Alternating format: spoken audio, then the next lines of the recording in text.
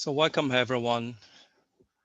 My name is James Yeko. I'm an assistant professor in the Department of African and African American Studies, and it's my honor and delight to welcome you this morning.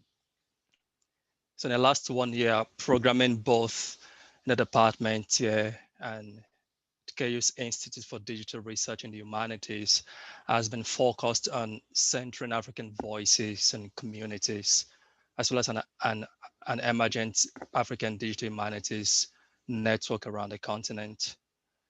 We have had an African DH symposium, we've had a digital storytelling event, and these two events were well attended by DH scholars from Africa, Europe, and North America.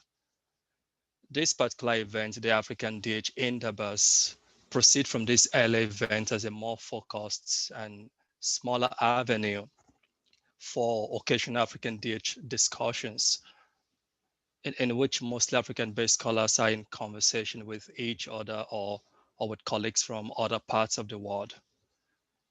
As this is our inaugural event, I think it's important to note the deliberate subversion of the idea of the indaba itself. The indaba among the Zulu is an important conference by the principal men in the community. So by having these excellent women scholars launching this event, I believe we're unsettling that patriarchal logic by bringing an intersectional, or if you like, an ungendered logic to the meaning of the indaba. In today's presentation, Kenyan digital archivist Chao Tayiana is joined by Sylvia Fernández and Maira Álvarez to discuss their projects on digital mapping and detention camps. I believe these two important projects from both Kenya and the United States remind us of the painful legacies of the coloniality of power, as well as of colonial structures, especially also of how DH tools and approaches can intervene to show these ugly legacies. Just a final word to thank everybody once again for joining us, and to thank our partners and those supporting the important work of African digital humanities at the University of Kansas.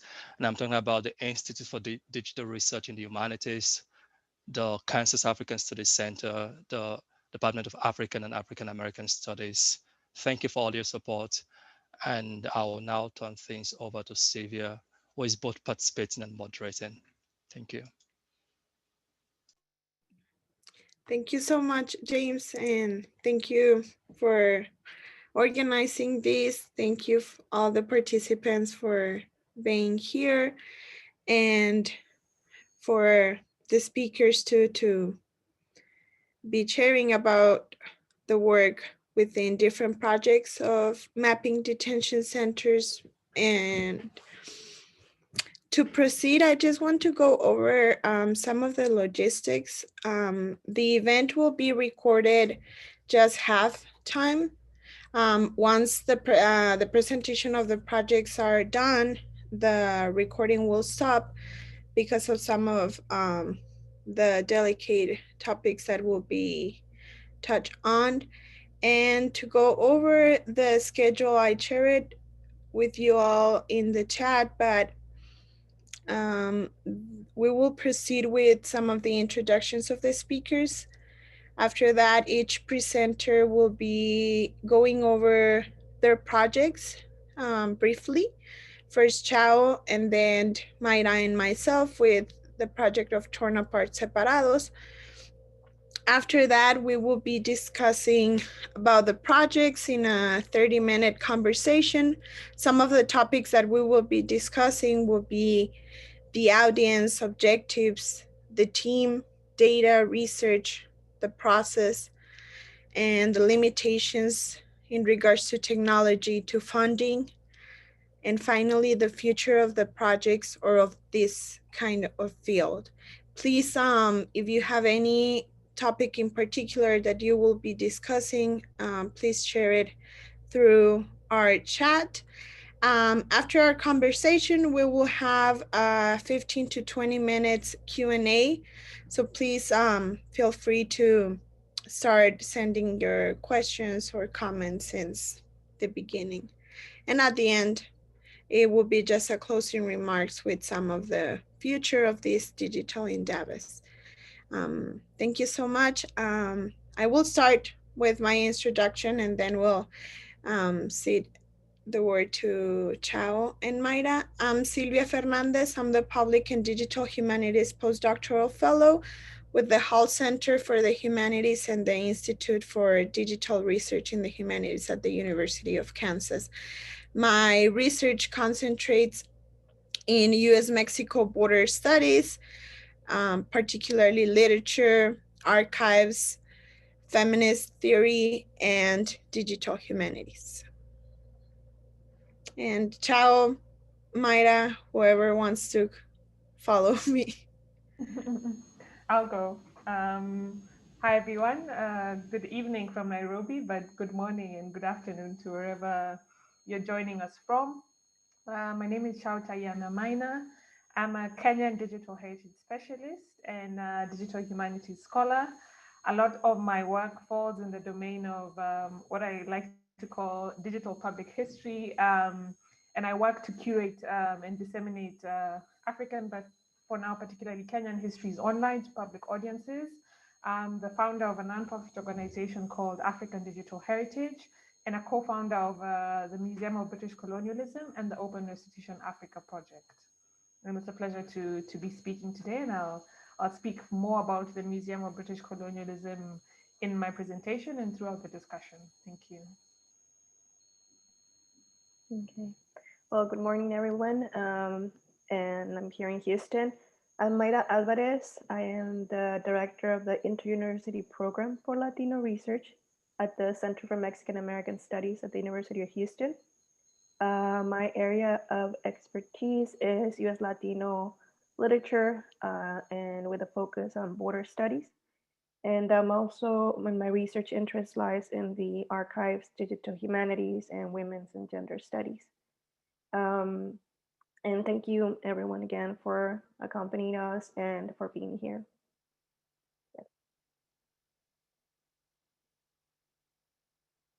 Excellent. So let's start with Chao and her project. And once she presents, we will follow up with the second project. Feel free, Chao. I think you have all the rights to share screen. Thank you, Sylvia. I'm just going to share my screen now.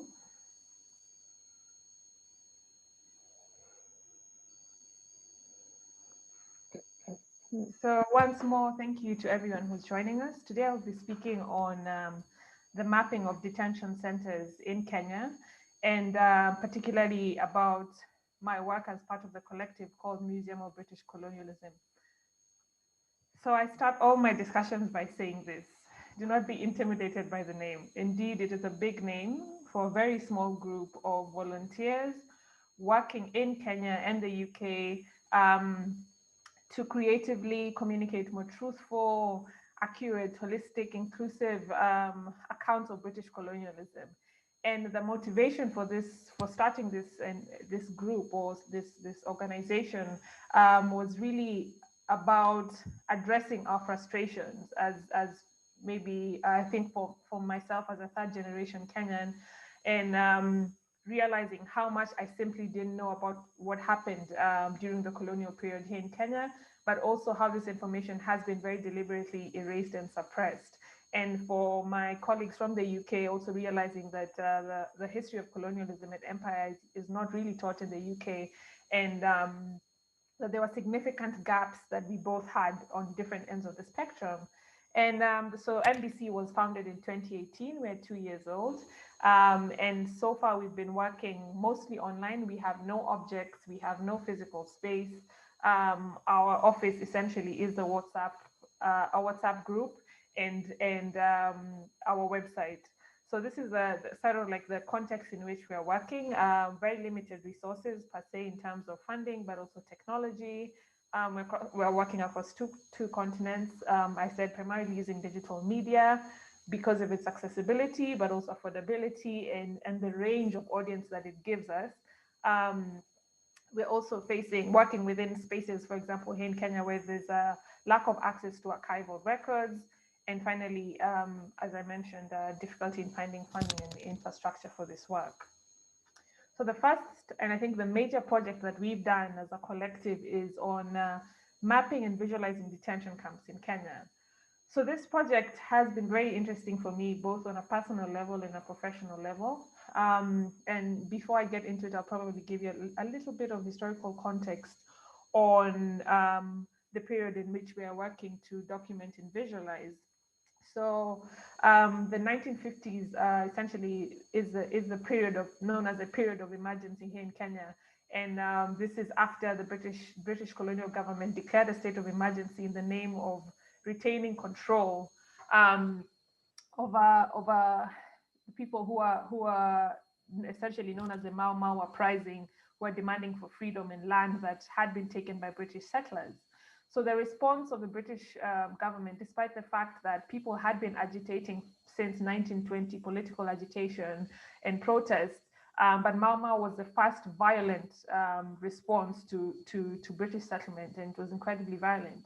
And the response of the British colonial government, who treat this, instead of seeing this as a legitimate move and a legitimate campaign, they treat Mau Mau as a disease, as a primitive, barbaric, tribal disease that one can be cured of.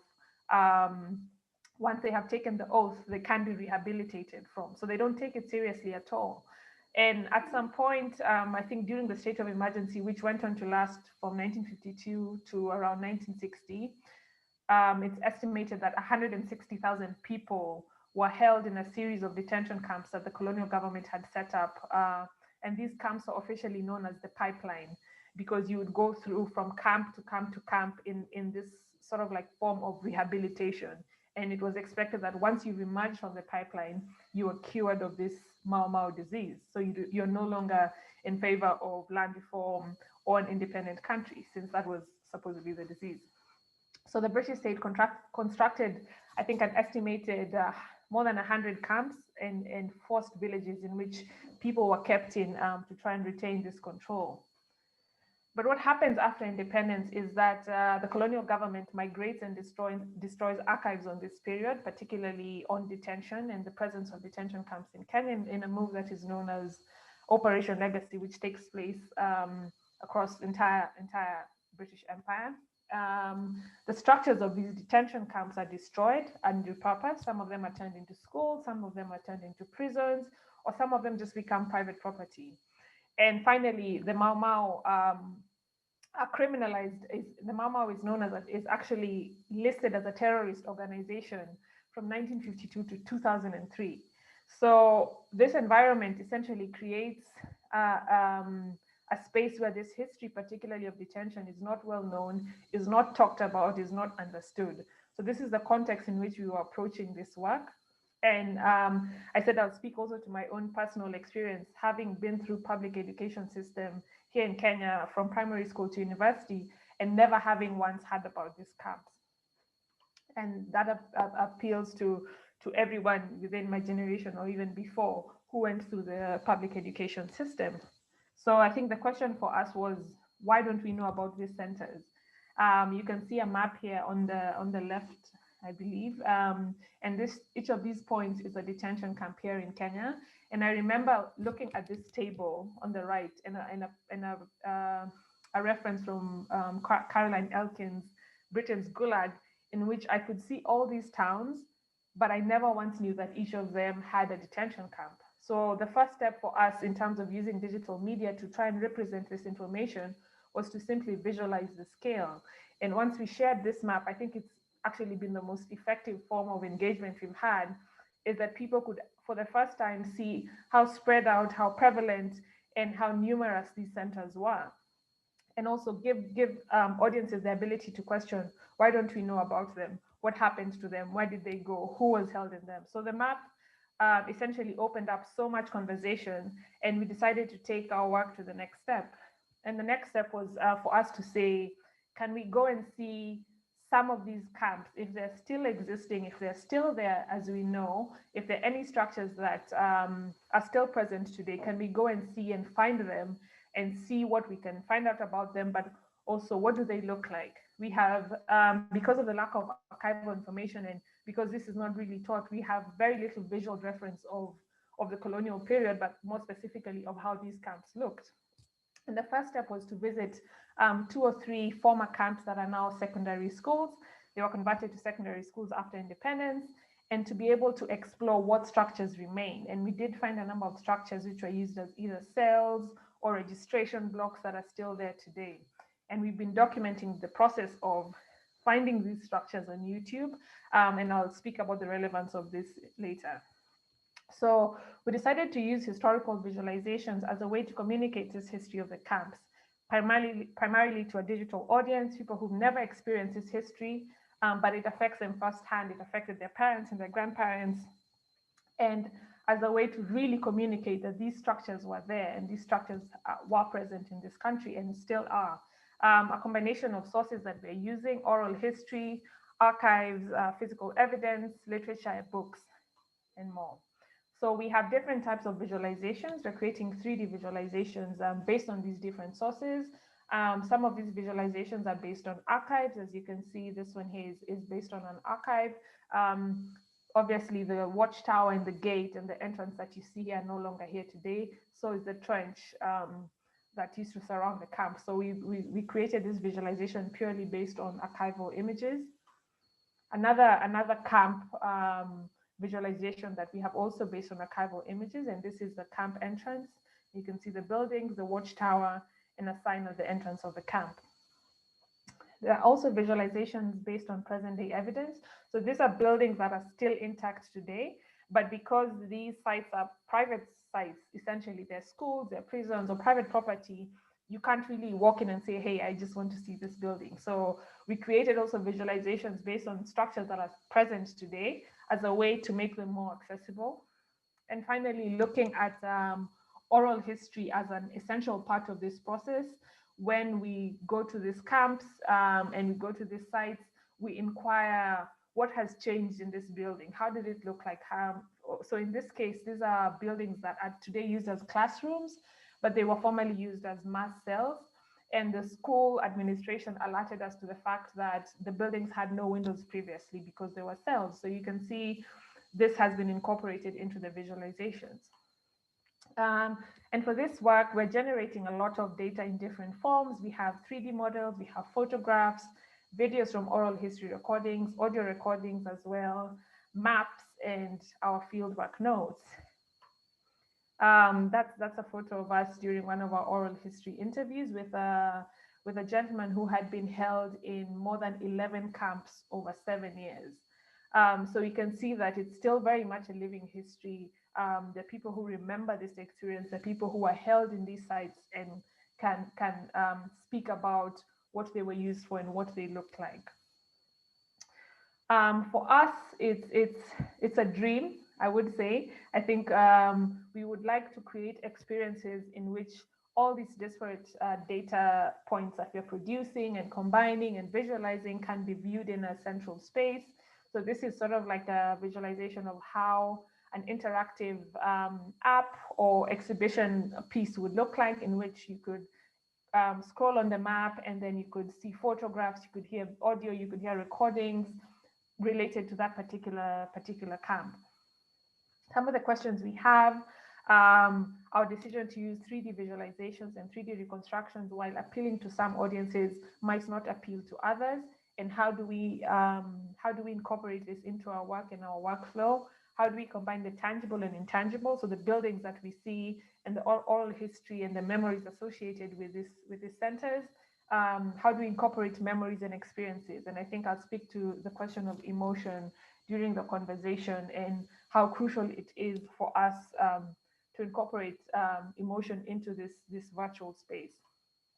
There have been challenges so far.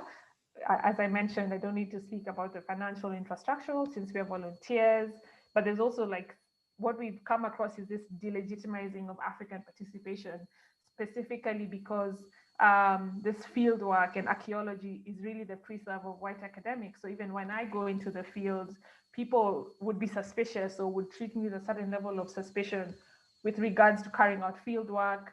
And that is frustrating, but I think the fact that we're doing it changes people's perception. Lessons, I think for us, seeing that there really is no end to this work. In as much as we can try and map everything and document everything, there will always be something new to explore. And that digital media has really changed how we interact with its history, particularly colonial history in Kenya. And it's opened up our understanding of what people's experiences are. So to speak on reflections, I think the most important thing in this slide is probably looking at how we can make this digital work participatory, how people can contribute, how we can make it community oriented or crowdsourced in that way, but also how we legitimize indigenous knowledge systems and things like oral history in this documentation process. So yeah, thank you very much. I think I'll speak to the aspect that I've not touched on in the presentation during the conversation, and I think I'll hand over to Sylvia and Maira. Thank you so much, Chao. I will be sharing in the chat the link to the project for the audience to learn more about it. And now Maira will start with torn apart separados, mapping detention centers in the United States in present times. The project consists in two volumes. So Maira will start with the first volume, and then I will go ahead and touch with volume 2. Maira, let me know if you have access or I do. No, perfect. Yeah. Okay, so I'm sharing my screen. Okay. So yes, I'll be talking about Torn Apart Separados, Volume 1, which is a trilingual project, Spanish, English, and French, and I'll talk about that a little bit more in a moment. But what this is about, and I'm just going to give a little bit of background on this.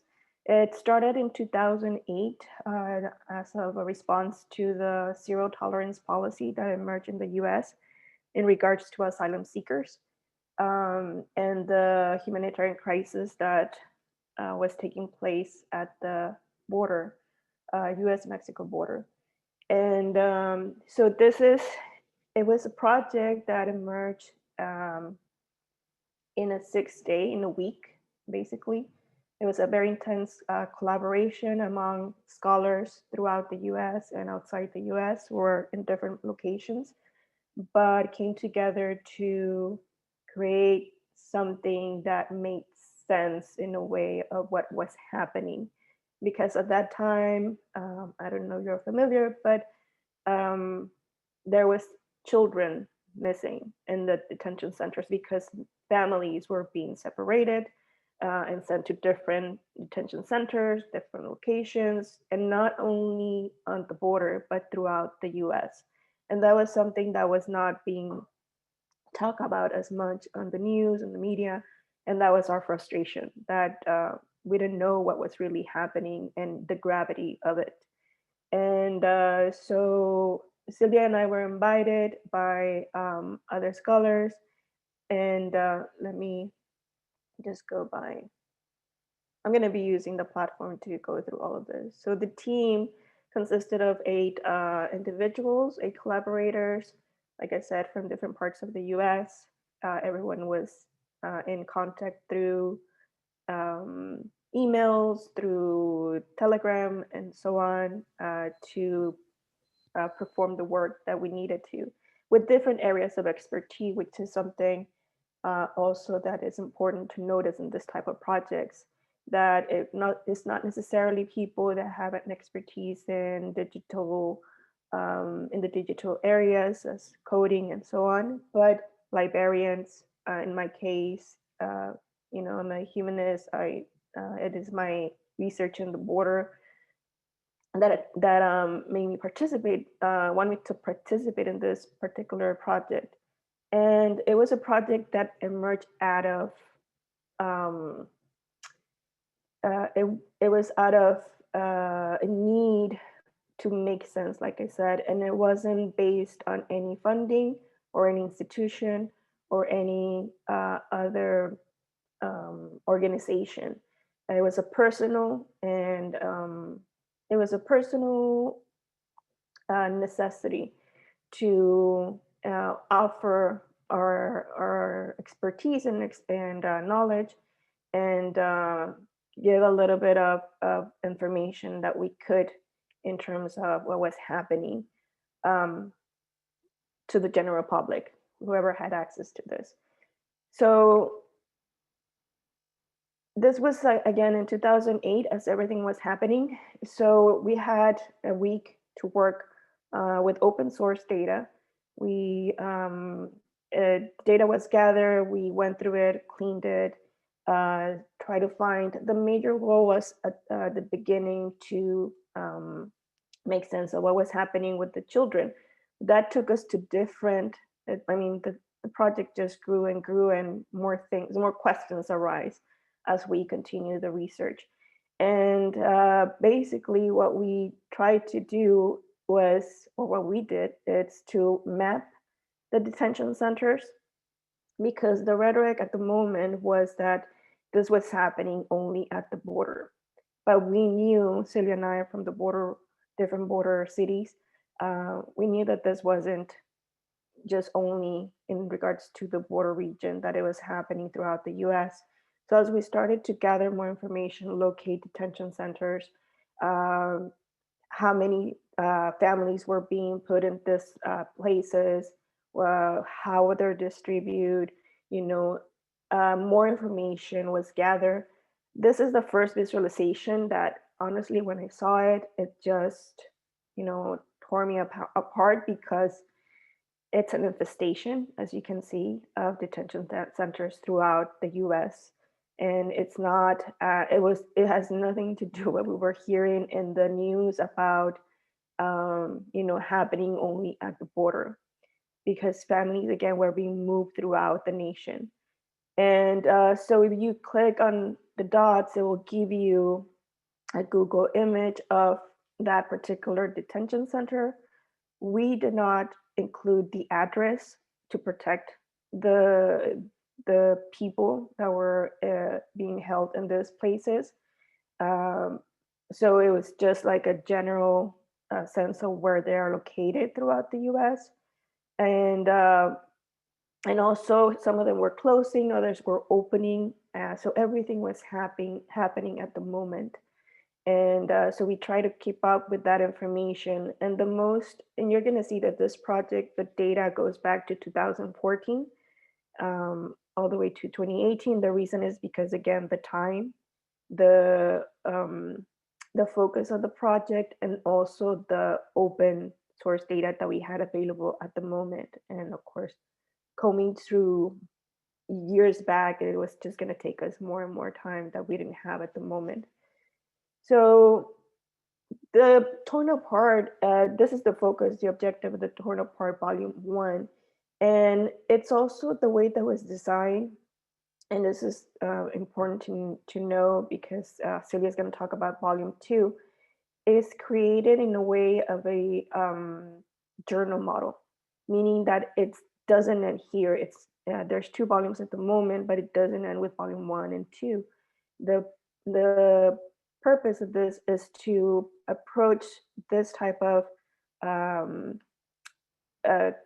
in this case, humanitarian crisis, or events that are occurring at the moment that we don't have enough information of, and that are important to document in a way, or archive in a way. So thinking of a journal model is like, we would like to add, or continue to add, more collaborators, authors, issues, or volumes from people that are, interested in this type of topic and are doing research. So that's the idea of the Volume 1, Volume 2, just keep growing and, continue to work on this issues of detention centers. That's, as we know, and as Chao mentioned, right, it's not current. It's something that's been happening for many years, and it will continue, unfortunately. And I think it's a way to a way to approach this type of situations that are happening, constantly. And like now, the zero tolerance, for instance, has changed drastically. The policy itself has modified, and it keeps changing. So it's in a way, this type of projects document that. So talking about the project, just gonna go through some of the visualizations real quick, just to give you a sense of the magnitude of this and what we started to learn about the detention centers in 2018 with the zero tolerance policy.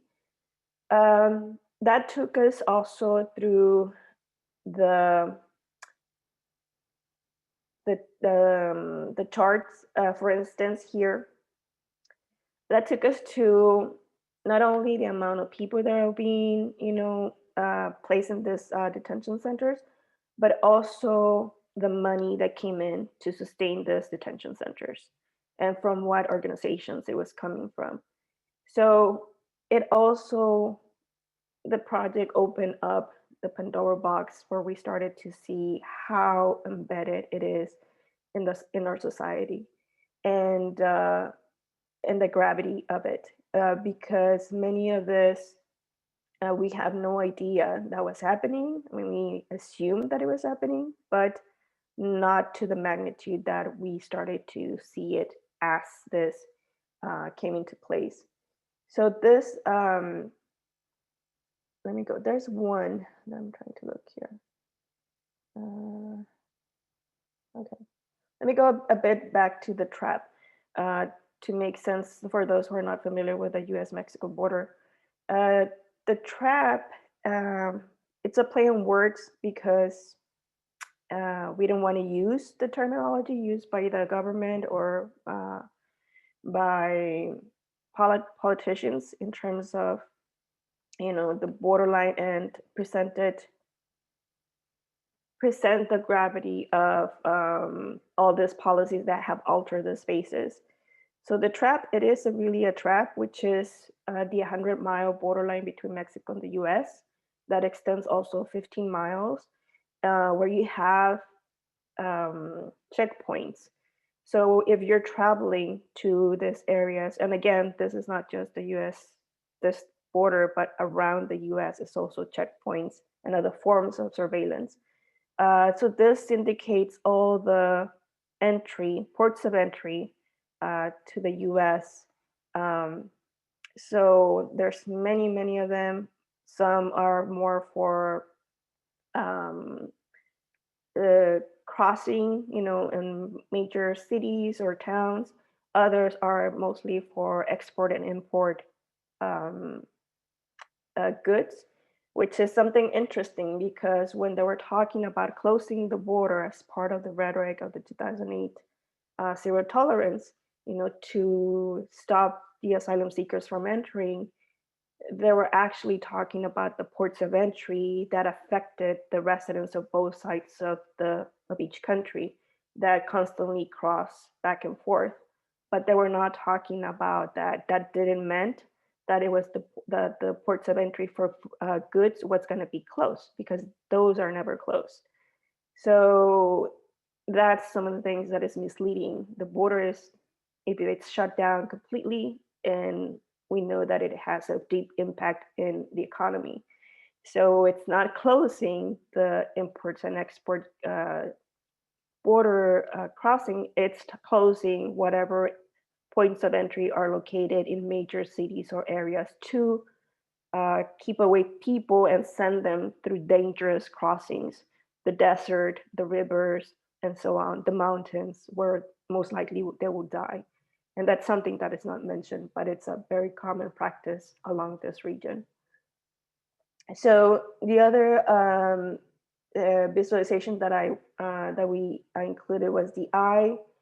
The eye is basically a play on words as well, but it's making a statement that just as we're bringing surveillance, we're also using those same tools, of colonization, to send a message that we are also using those tools to keep track of what's going on, what the government is doing, and use it against the government to prove a point, you know, that we are aware and that we are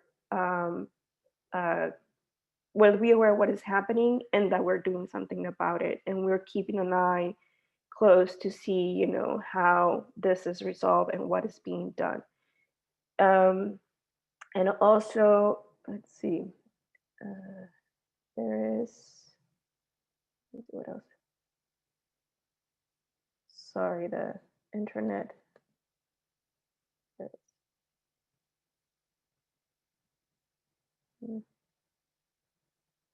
Okay, kind of froze there for a moment.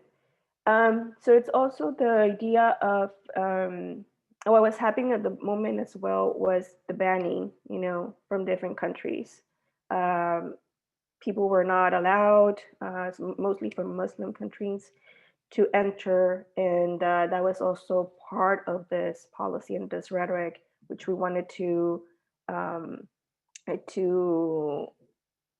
also to make aware, you know, that everything was linked. It's not just about, it was about asylum seekers at the border. It's more deeper than that, as we know with the things, the events that happened afterward. And I think I'm running out of time. So the only last thing that I would like to talk about is that this continue. It was a working process. It was something that I guess I began in the summer 2018 when this was happening, and but as time passed, we continue to include other information that Sylvia is going to be talking about during volume 2, which just again made us go deeper into this abysm of, you know, this rabbit hole, better put yet. And so I'll leave Sylvia to talk a bit more about the volume 2 and what that threw back in terms of information in regards to detention centers. Thank you, Maira. I will share my screen to. Let me stop sharing. Thanks, and just briefly, so we can get into the discussion. As Maira mentioned, the first volume was made in a week with few scholars from different universities and from different disciplines. That involves librarians, scholars from the humanities, and the second volume, once it was launched, the project was launched, particularly when a digital humanities conference was happening in Mexico City, in order to transmit the potential that digital humanities has with issues that are affecting vulnerable communities. So in that moment, once the volume 1 was launched, during this conference, we invited people interested in the project to have a dialogue, to talk about how everyone can use different skills to expand on this project. How can the visualizations that were launched can be broad? How can we incorporate other kind of archives, other kind of literature that could really engage in what was really happening from a transnational, local, or national point? On volume 2, after many different scholars, again from different universities and across the globe, we got together, and let me go to the credits, and it was some intense work in thinking about other forms of adding to the project. And during these sessions, one of the main things was that in volume 1, there was the localization of different organizations that support migrants across the Mexico and US border. And on volume 2, this directory became a map which expanded to different organizations all over Mexico in order to approach this as a way that migrants can know the different detention centers once they were deported. And in here, there is different information. Some of them include websites, some of them doesn't because of the protocols that these organizations have. After the many different dialogues, the volume 2 concentrated in the financial mechanism that is behind the detention centers, in which it was more difficult. It was impossible to have a volume in 6-7 days because even though the data is publicly available, it is very complicated to understand that data. And it's very, there is a lot of hidden words. There is a lot of main categorizations that doesn't allow you to understand how the system it's working with the money that ICE receives from other corporations or the money that ICE distributes to the different detention centers. And as Maira mentioned, these detention centers work based on ICE, but also some of them are tied to nonprofit organizations or to juvenile prisons. That makes this very complex. In visualizations 2, we'll go ahead to visualizations 2. As I mentioned, one of the visualizations districts go behind the money that politicians give to ICE in different places around the United States, in which you see a lot of the different political orientation of each politician. On RAIN, the money was 2, and it show how it incremented. And on 2018, you see a very big incrementation of money that ICE was awarding to different detention centers. In here, you see a lot of corporations, private corporations, global corporations that support this mechanism.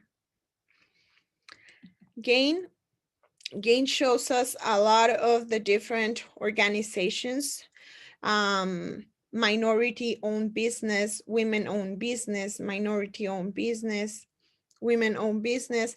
And this was something very sad because, as you know, Border Patrol is also the same issue, in which you see a lot of people of color working within these organizations. And in here, it was the same thing. A lot of organizations were owned by minority groups, or even universities involving this kind of mechanism. And you see how everything is embedded in our daily lives. How if you support a computer company, that computer company is providing a service to this detention center. So in here, we saw a lot of that, although there were some limitations because this data is still very, very restrained.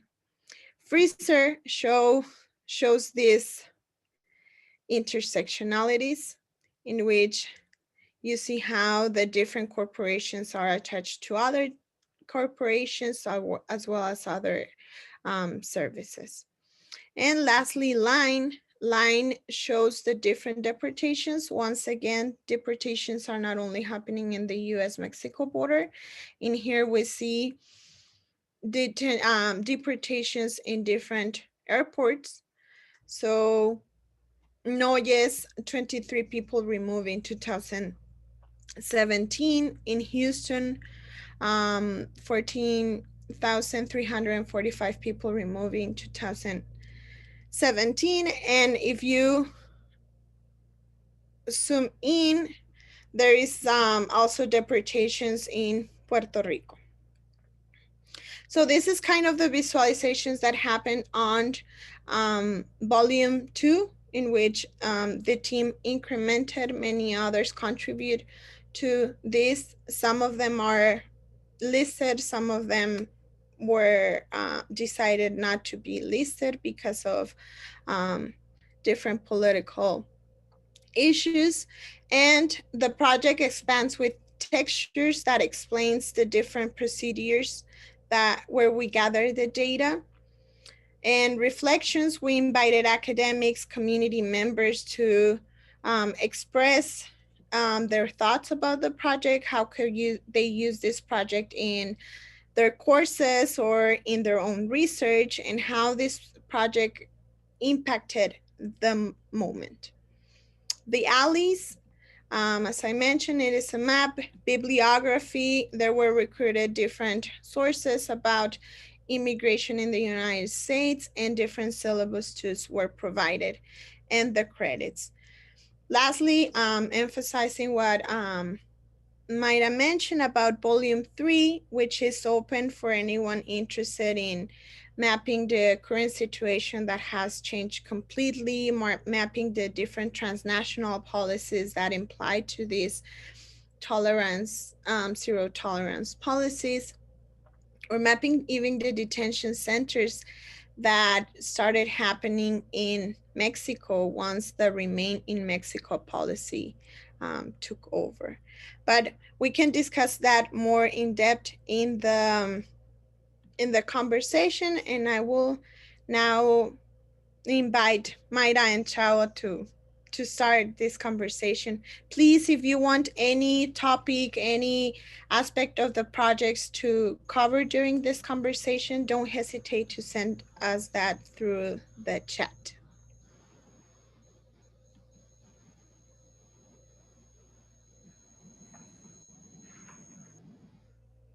Great. So yeah, Chao, Maira, some of the aspects that, well, some of them were covered during our presentations. But if we want to highlight anything else, some of the aspects that I think will be important to touch on can be the audiences. For whom are these projects created, or who at the end were have been benefit from these projects, the objectives, the team, the data, research process, some of the limitations. And I think this is a very important aspect to talk about the different technologies that are helping to create these projects, or how technologies need to further to talk about this mapping very delicate aspects of policies, the funding, how is this projects can continue, because as we saw on both of them are with volunteer work rather than supported by an institution. And lastly, the future of these projects, what can be other collaborations with other scholars, with other nations, with other institutions, and what are the aims of it in the future. And yeah, I think this part will